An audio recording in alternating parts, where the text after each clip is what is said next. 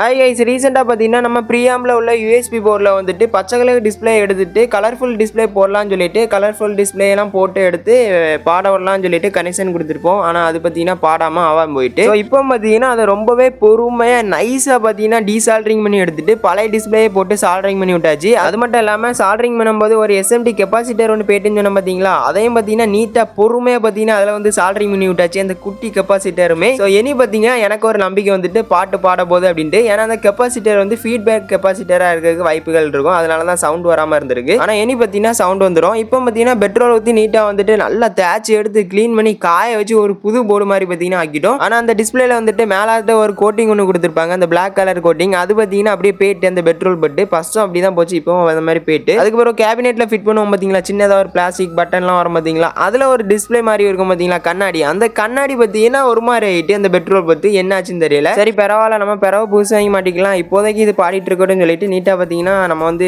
Soldering பண்ணி fit பண்ணி விட்டுட்டோம். சூப்பராக பாடிட்டு இருக்கு. ஆனால் என்ன அந்த டிஸ்பிளே தான் மக்களுக்கு ஒரு மாதிரி இருக்கு. பரவாயில்ல, நம்ம வந்து பிறகு புதுசு வாங்கி மாட்டிக்கலாம். இந்த மாதிரி நீங்களும் யூஎஸ்பி போட்டு சரிபாட்டு மாட்டி பாட வச்சிருக்கீங்களா அப்படிங்கிறத மறக்காம கமெண்ட் பாக்ஸில் கமெண்ட் பண்ணி விடுங்க. நெக்ஸ்ட் ஒரு இன்ட்ரெஸ்டான வீடியோவில் சந்திக்கலாம். Bye guys.